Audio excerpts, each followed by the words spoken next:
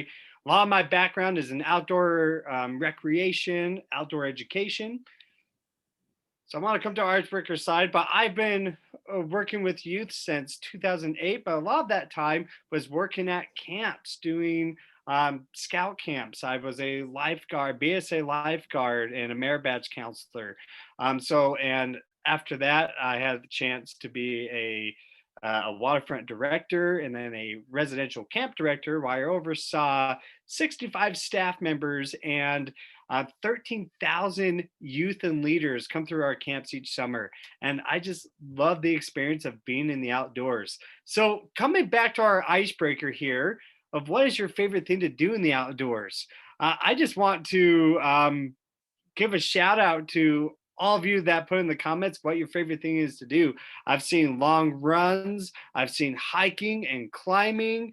And I have to say, James, I am so jealous because Half Dome is my bucket list. Half Dome and El Capitan in Yosemite. I'm so jealous that you get the opportunity to do that. Um, Please send pictures because again, that's been a lifelong dream of mine to do. I'm gonna get there someday. Um, that I've seen others getting into kayaking and maybe just reading a book outdoors. I love that you were able to share these experiences, and I want you to hold on to that because we're going to talk about it a little bit later. But I'm glad that you guys have found things that you enjoy. So, to start our presentation today, I want to tell the story of a farmer. So, there's a farmer that moved his kids to the city to be able to help them gain a better education. And as time went on, he noticed that his kids were spending more and more time inside, that they were watching TV and not doing out things in the outdoors. And he kept telling his kids this message. He said, "Kids, essential, important education is outside and you're missing it. You're missing it." And time kept going on and they're spending more and more time indoors. And he kept telling his kids, essential, important education is outside. And he was so worried about his kids that he moved them back to the farm.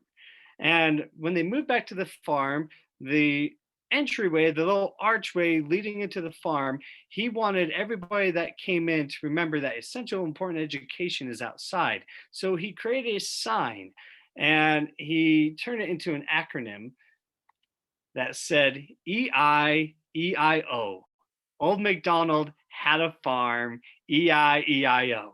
Now, the only problem with this story is it's not true. It's all made up. But the lesson is real, that essential, important education is outside, and we are missing it. Our kids and more time we're spending indoors, we're missing some things that we can be learning outside. So, the objectives of what I want to accomplish today, and that I want you to take away from this training, is first understanding the positive benefits of spending time outdoors and the harmful effects of not going outside. Second, learning new and exciting ways to engage youth in outdoor learning. And then third is to help youth connect and even fall in love with the outdoors. So, are we doing enough? What are the reasons for children not wanting to spend time outdoors? There are many reasons, and it could be different from a lot of different things. So I want to do a little Slido here. So if you haven't done a Slido before, it's pretty easy. All you do is take out your phone, pull out your camera, and scan the QR code. And once you get that, you'll come to this site. And I want you to answer this question, and you can put multiple response. I want to fill this page up. I want to figure out what are the reasons for children not wanting to spend time outdoors. What's the problem? And if you have troubles with your camera or your phone isn't up to speed with this, you can go to slido.com, type in this number, and you can answer it that way. But let's take a minute and answer this question. What are the reasons for kids not wanting to go outdoors? And if that doesn't work as well, you're more than welcome to put a response into the chat box.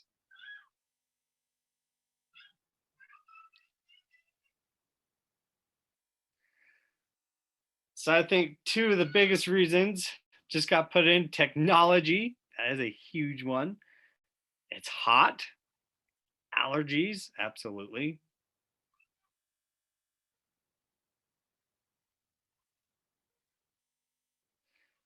Some kids think that outdoors isn't popular, it's not fun. And you wouldn't be wrong there. That's very true. Lack of exposure.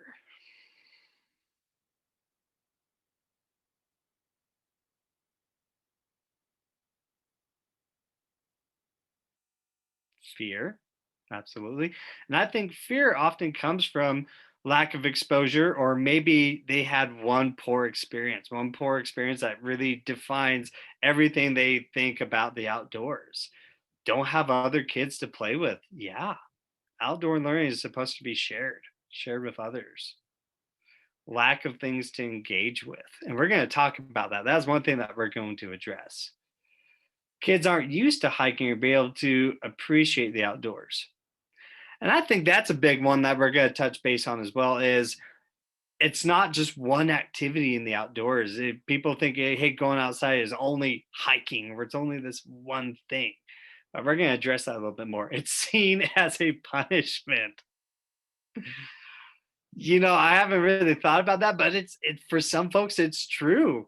I had a conversation with my wife. I was the kid that was always outdoors, and for her, it was yeah, it was kind of like instead of reading a book, she was forced to go outside. Parents don't want them to go out with supervision. Absolutely, that's a big one. These are great. Thank you so much for these responses, and this has definitely given us a great introduction of why kids don't want to come in the outdoors. And you're absolutely right.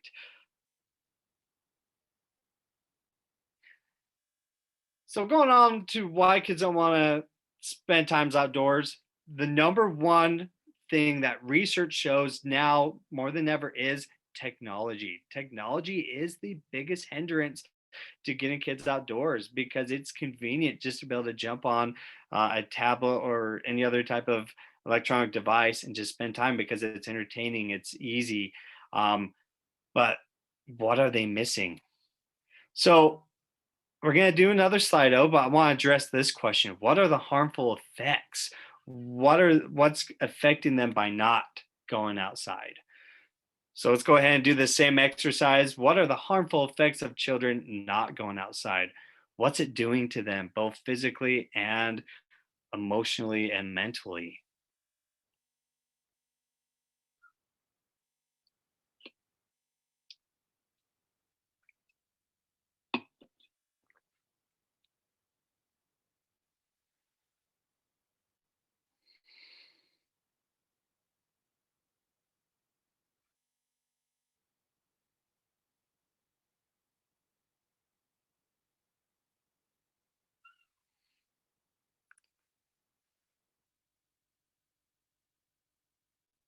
I love what we have so far. So we have disconnected. They miss out on important life skills, alienation through technology. They are not finding peace of mind.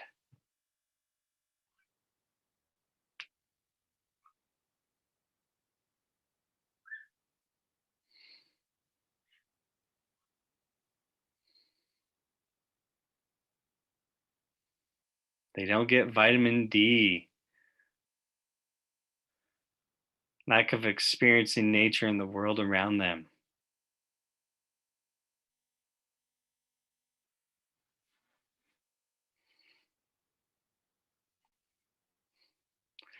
I love this list, and you guys are exactly right. These are some of the biggest issues of what's affecting kids and being able to create a connection with the nature to appreciate it. I love that one as well. They're still coming in. Again, a lot of disconnect. So we're going to move on. I want to share a few things that I came up with and that research shows. The first one is physical health. That there is a gathering storm of childhood obesity and lack of physical activity in the US. Studies are showing right now that our generation has the lowest amount of time spent in the outdoors with kids, more than any other generation in US history. That is huge. Studies are showing that kids are only spending 4 to 7 minutes a day outside, where the recommended time is an hour a day. So think about how much time they're missing. And that goes back to the vitamin D comment, getting sunshine. And without that, it shows that kids should get 10 minutes, at least 10 minutes of sunshine to get that daily dose of vitamin D that they need. But with that 4 to 7, they are missing some of that. And it's so important for kids to get outside to get that exercise they need and to get exercise in different ways. That's important to have that variety. So physical health is a big reason why kids should what's hurting them for not getting outside, but also why they should go outside. Next is mental health. Spending time outdoors has been linked with lower stress levels in kids. So, the Natural Wildlife Federation states that children's stress levels will fall within minutes of seeing green spaces, and that the temperament of a child who spends time outdoors is more mild than those who spend time indoors. And I can't say this is true for every child, but it was true for me. It was definitely true for me. I had a temperament. I was a grumpy kid, and that's why my parents like we got to figure out something to get him uh, get rid of those stresses he's holding. And I found that through the Boy Scouts, and definitely found this true for myself. Then the cognitive benefits. So, a growing body of research shows that outdoor time can make young people smarter. Time spent in nature improves awareness, reasoning skills, observational skills, memory, communication, concentration, imagination, creativity. These critical thinking skills are so important, and exposure to environment based education has been shown to increase these critical thinking skills and their test performances in the classroom. So, there's a lot of cognitive benefits to spending time outdoors as well. Now, social emotional learning. So, being outdoors or playing stimulates social interaction. Again, I mentioned earlier, I believe that the outdoors is meant to be shared with others. So, playing outside together with other kids is essential. And young people work more excuse me, collaboratively and communicate more when they are outside. Just being able to be free to move around provides the opportunity to interact with new social groups. So this is another huge benefit to being outdoors is that social emotional learning. But this is my favorite one is the spirit of the outdoors. Just being outside, just feeling that sunshine, hearing the birds sing, just feeling that warmth and sometimes cold can be good. And again, it helps reduce stress and anxiety and gives us that vitamin D that we need. But there really is something special, especially being in the state that we are in Utah with the mountains and the lakes and rivers so close and nearby. It's something that can't be missed. And there is something that's really special uh, about being in the outdoors. But here's the biggest hurdle is planning time outside. The first hurdle when planning outside time is finding your location, challenge of location. One of the comments I saw of why kids don't go outside is they might not have a good place where might not be as interesting, whether it be like a desert. But I think that's a missed opportunity because there is a lot of cool things that they can discover out there. But maybe being inner city, they don't have access to be able to go out into the mountains. But there's still some great things they can discover even in their own backyard. Um, and again, some of us might have a great location, but it's just taking that time to how can we plan an outdoor activity and address the challenges that might come up.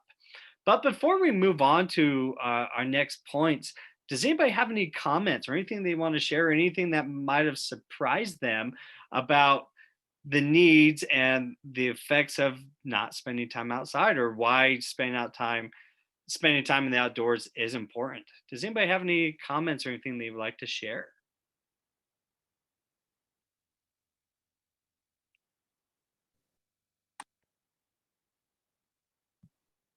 Yeah, I got some comments actually. Yes, James, go ahead.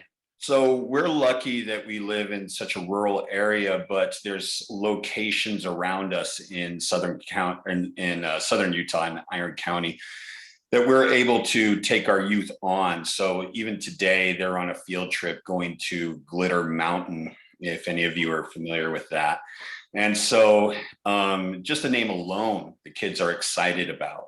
And once they get there, as we're driving up to it, I'm sure they're going to be excited seeing not really a mountain, it's more of a mound and it's more of a ditch, but it's going to be glittering because of the minerals and the rocks that are in that formation. And so the kids are really excited about getting out there and doing that. And our summer program at least takes place outside. And so, but there have been those challenges where we're going on a hike, say in Kolob, and on the hike, this was 2 years ago. I had a first grader telling me how much she hates it. She's never coming back to summer camp. She actually told me she wanted to cut me because I was making her do this. So, which is funny, really funny, because her mother works for the BLM. But anyway, but after she got acclimated into, hey, we're doing these things, and you're going to have these experiences, she came around and she was really enjoying the hikes and seeing some of these places that a lot of our youth just won't have the opportunity to see or to experience. And so I know that our program, we go, but in doing so, we're able to provide those opportunities. That is wonderful. James, thank you so much for sharing that. And I think you addressed a lot of great points here with this student. And I can't believe that was a first grader too. But what I think is great is one thing that is wonderful about the outdoors, it does provide challenges, but opportunities for us to overcome challenges, but to be able to see beautiful things, experience new opportunities while doing those challenges. I had a similar experience. I was a scoutmaster for 5 years, and I had a young man. He's like, "I need to do the hiking merit badge." And so we started going up Ben Lomond, up in Ogden, which is about a 16-mile hike. Then after he told me about a quarter mile in, he's like, "How much farther do we have to go?" He's like, "I thought we were just learning about hiking. I didn't think we actually had to like go do it." I'm like, that's the point. This is it. But we were able to help them overcome some of those challenges as well. But that's what's so great. Again, we want them to experience. So I love that. Also, a few comments we had here in the chat box. Again, it looks like we have some promotion for Glitter Rock. So you'll have to again share some pictures with us, James. We'd love to see that. But Eleanor shared that she remembers in downtown Cincinnati at a camp, she had an opportunity with a child that said he would never seen a butterfly before. Think about that. Some of these kids have never seen some of these things ever.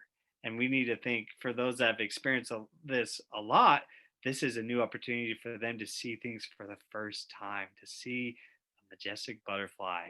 Absolutely. So, James, thank you so much. And thank you for all the comments that came in the chat. So, we talked about why kids don't want to spend time outdoors and the harmful effects and some of the benefits, but how do we gauge kids in outdoor activities? What are some things that we can do to ask questions? I did a presentation for Recharge and a few others on the importance of asking good questions. But I want to focus and just take a quick minute to focus on asking good questions to engage kids in outdoor learning. Because asking good questions can support youth in developing a growth mindset towards the outdoors. So, some of those things that we mentioned in the beginning of why they don't want to go outdoors, we can change that or maybe help them grow kind of the same experience that James had with that student and the experiences as we can promote that growth mindset. Again, for those that don't know what a growth mindset is or a fixed mindset is saying something like, I will never be good at math. It's a mindset that doesn't change. It's just there. And then we have a growth mindset, what would be, I'm not good at math yet. And that's okay, but asking good questions can help that.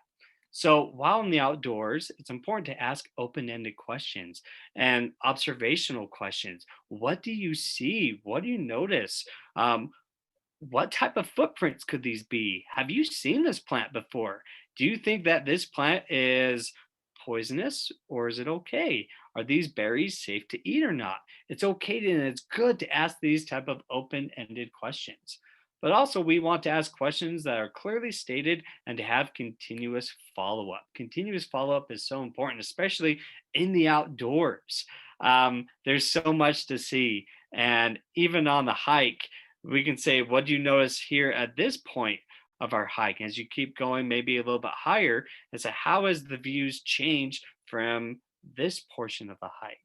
There's a lot of different continuous follow-up questions that we can ask. Then this helps guide thinking and curiosity.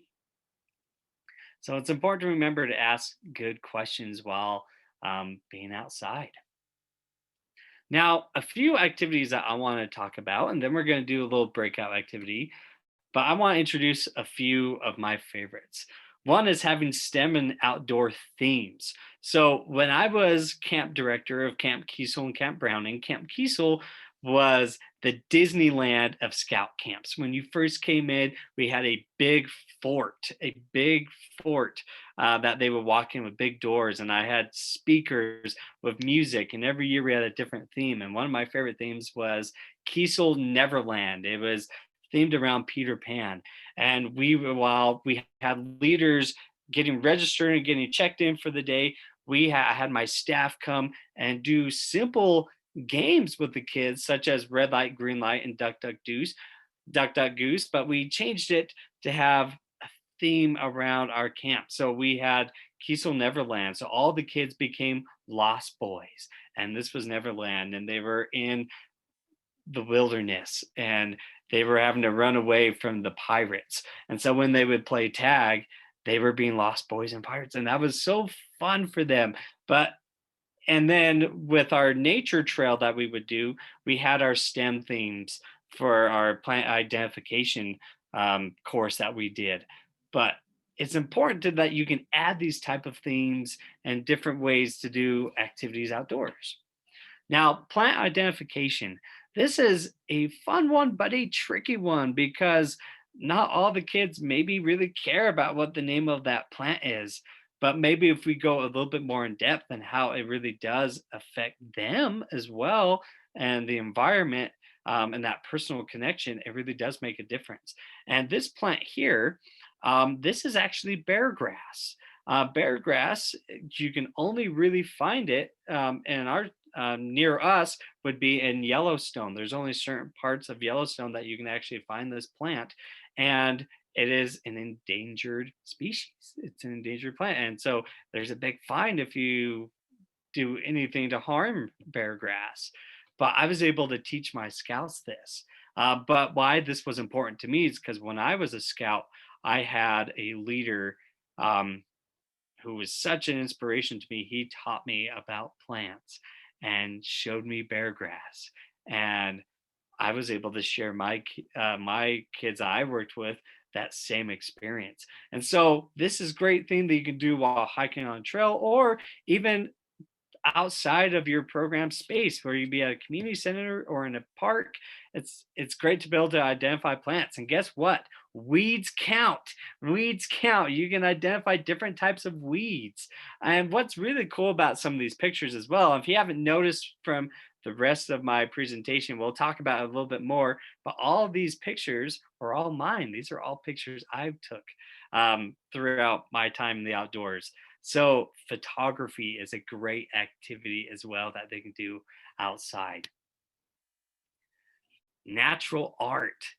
Take time to create amazing pieces of abstract art using only natural materials. So I had the opportunity to make this for one of our STEM Saturdays that we did a couple of years ago at the Tracy Aviary. And so my abstract art, if you can't tell, this is a campfire. I wanted to make a campfire. So I made it out of leaves and twigs.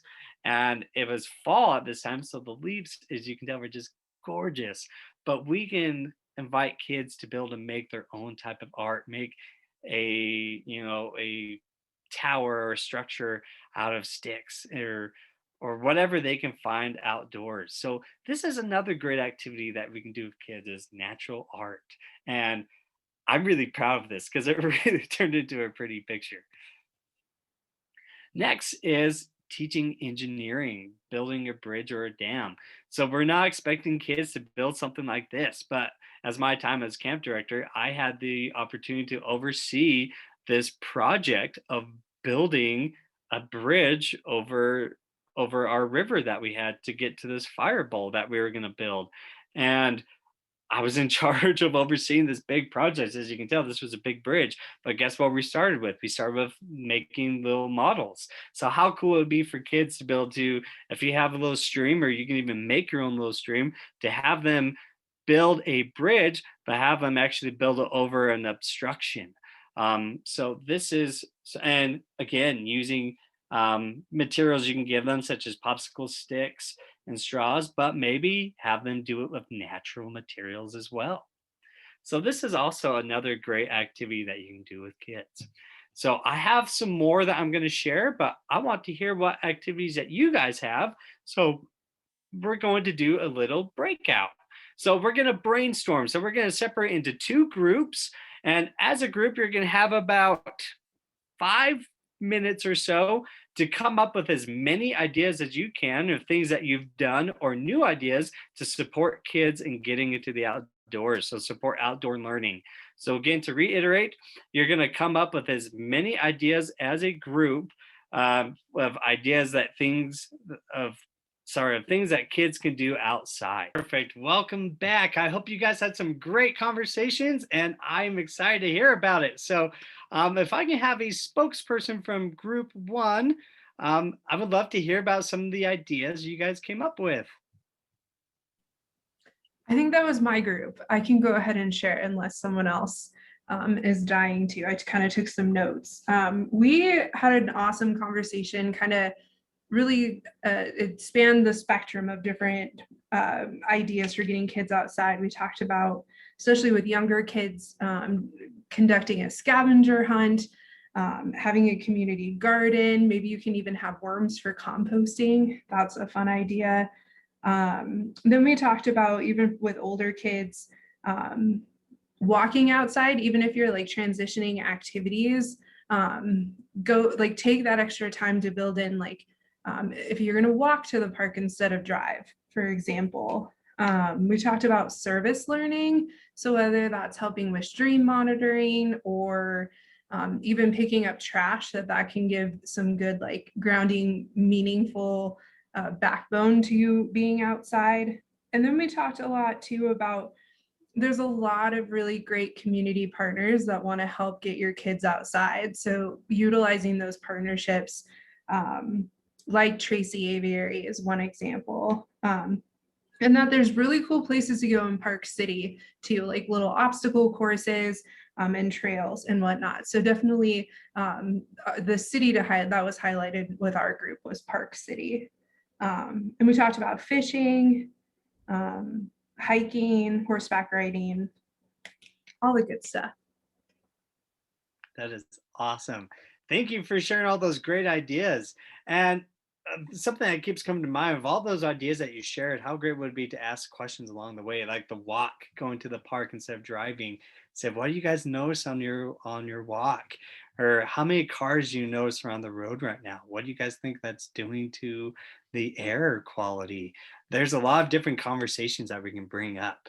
So Holly, thank you so much. Thank you, group one. Does anybody else have anything from group one they want to add, or are we ready to hear from group two? Okay, let's do it. Group two, what do you have for us? And if we don't have a spokesperson, I know Eleanor was in that group. And Eleanor, would you mind sharing for your group if you don't have a spokesperson already assigned? I was watching their mute buttons to see if anyone was going to snag it before I could. So we had a good discussion. It ended up being a lot of our own staff, along with Jamie joined us. And Jamie mentioned this great idea that this summer, because kids have been so computer bound, that all their themes are kind of nature related. So they got ladybugs and clouds and all of those things happening, and how that's just driving every activity, to have the opportunity to go outside. And we talked a lot about using that space and just being flexible, that maybe you were going to play a game in the gym, but that can be done in the field instead. And just using any opportunity to get them outside collecting the vitamin D. Yeah, absolutely. Eleanor and group two, thank you so much for sharing all of your ideas. There's so many good ones. Okay, just for time, we're gonna keep going.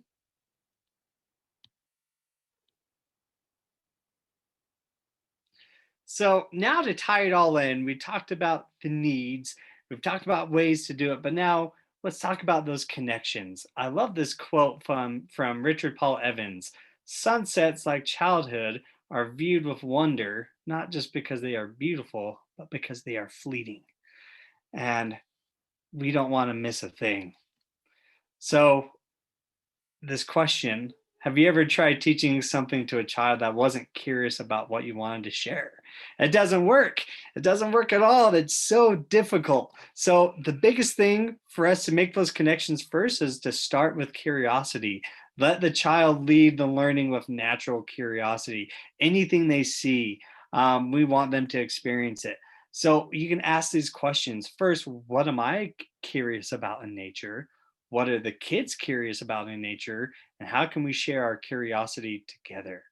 And bring them into the planning process. And once they're out there, give them some unstructured opportunities. Still, you're providing safety, of course. We're not going just go crazy, but unstructured opportunity to discover and just to be curious. The next is taking time to observe. So sometimes the best thing to do as a facilitator is to step back and observe. Walt Disney called this walking the park. He would take time to walk in the park to see how the guests were interacting. Were they happy? Did they seem engaged? And you look for things that can improve in the park. So I took this idea when I was camp director and I called it a walk in the woods. So I would always just take a walk around camp and just take time to observe kids as they're playing and to take time to observe leaders too. And a lot of times I just saw leaders just sitting there with their arms folded and not participating. So I thought, how can I get these leaders more engaged? So again, take that step back. So children play and children play and learn differently when they aren't being controlled and are directed by adults. This gives you an opportunity to watch their behavior and spot trends that will help you coax them into new discoveries and insights. So this is just a great thing to do as well. Take time to sit back and just observe what kids are doing. Next is harvest the memories. Always remember that what happens after an outdoor experience is just as important as the experience itself. Learning doesn't have to stop just because you come back inside. So, we want to help young people reflect on the experience that they had. And this can come by taking pictures. Again, take pictures and show them those memories. But then have not just a reflection after the activity, but maybe at the end of your summer program or the end of your regular after school program, have a parent night where you get to reflect and do a showcase on all the activities that your kids did, and showing those pictures or showing the things they made is a great opportunity for them to harvest the memories. And then we can ask questions. What was your favorite part of the day? What did you learn about plants today? Does anyone want to share their experience about the deer we saw? Where should we go and do, and what should we do next? So these are some great questions we can ask. Next is keep it fun. We want to keep things fun and engaging. So nature connection is always supposed to be fun. But if you find yourself in the outdoors and it feels like a struggle and it's not fun at all, that's a sign that you're trying too hard. There's so much to do out there. So pay attention to what the interests are that they're actually focused on. So again, if you're going on a hike, instead of being like, hey, we gotta get to the top, we gotta get to that vista, take time to be like, hey, look at these berries or any other types of signs they see on the trail, and take time to talk about it. And also remember, water breaks are so important as well. So think of ways that you can keep it fun. But one of the last things I want to talk about is your connection first? How do you connect to the outdoors? That's why I wanted to ask that question at the very beginning of what is your favorite thing to do in the outdoors? I want you to take that same passion, that same thing that drives you, and how can we connect this with the kids? Because this is sometimes one of the toughest things to overcome is not just maybe not yourself, but maybe the staff that you work with, they're not outdoorsy folks. So think about how can we connect them with nature as well. So if you aren't connected to nature, then it'll be very difficult to help your kids connect with nature. This is not about knowledge or information or learning facts. It's about your own ability to read the stories of nature and engage with the world on a sensory level.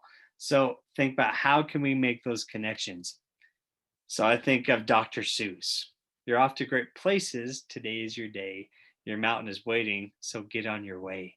So think about how, again, how can you make your own personal connection to nature, but how can you help the staff that you work with? So think about those personal connections as well. So we have a few minutes left. I would love to have any questions or any thoughts or any takeaways that you have before we end. And one thing I want to add is that the outdoors gives us an opportunity to be brave, to overcome challenges. So I want to give you guys that same opportunity right now to be brave, to share something that you learned or you thought was interesting, or your takeaway, or any questions that you might have. I just love to hear from you right now with the few minutes that we have left. So go ahead and be brave when you're ready. Go ahead and share a comment of something that you learned today from this session. Sorry to steal the show, but I really loved what you said in our breakout group, Chaz. I don't know if everyone got to hear that, but take problems and make them into solutions. So like the heat, it's so hot. Have kids make fans out of things from nature, or have them make a sun hat from things from nature. I really, really love that. Wonderful. Thank you, Kristen, for sharing that.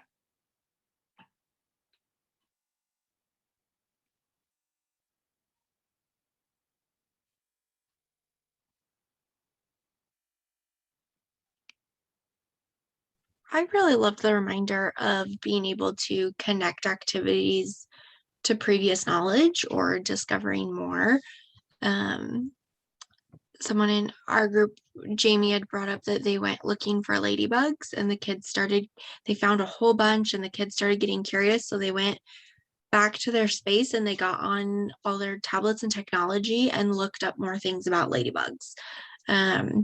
To learn more. So I appreciated the reminder of just being able to connect different activities together.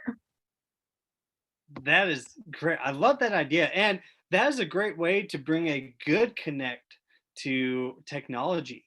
But then we can continue have that continuous follow-up. So we can look at what they learned about ladybugs. So what they saw, how they saw ladybugs, then went and learned about ladybugs. But then you can look up before you go on a hike or a nature walk, say what type of insects or creatures are in this area, and then come up with a list to see how many can you see while on the hike. That way they're looking, they're curious, they want to find them. So that is also a great way to use technology, but to have that connection in the outdoors as well. So Savannah, thank you for sharing that.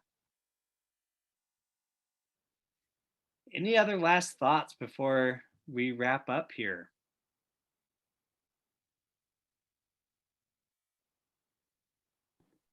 Yeah, I got one more. Yeah, I really liked this webinar and the lessons in it, because we do so much with outdoor activity, but how to get those kids to connect with nature has always been, for us, I think, hit and miss, especially with some of our older youth who are they're so used to being in front of the TV or a screen or playing a video game, and then it's like, hey, we're going to be doing this activity.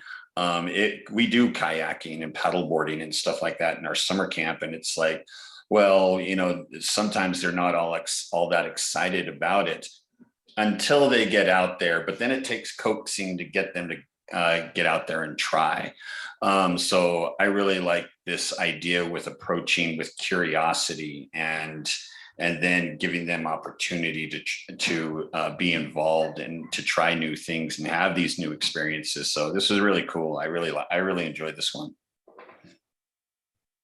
That's great, James. Thank you so much for sharing that. It just gave me a thought as well, and something I forgot to address with the connection piece of how we connect first is also showing kids how much we love. So if we see a ladybug, we stop first and it's like, guys, come over here. Let me show you this thing. Let me show you this ladybug that I found, and show them that you're excited. So with your kayaking and paddleboard activities, show that you're just excited to get out there and to share that excitement with your kids. And again, with the plant identification, again, I was so excited to show my kids bear grass because I had a leader that was excited to share with me bear grass, and how he taught me navigation skills. He took us in the middle of the night and showed us the North Stars. Like, hey, this is how you get back to camp. And I was grateful for that. And there's so many skills and things that we can share. But this closing thought, again, is remember, essential, important education is outside, and we don't want to miss it. So I want to thank you guys again so much for your time. I'm going to turn the time over to Eleanor for a minute to go over our upcoming webinars and the QR code. But once this gets recorded and published on our website, I'll make sure you have access to all the resources and everything that I went over today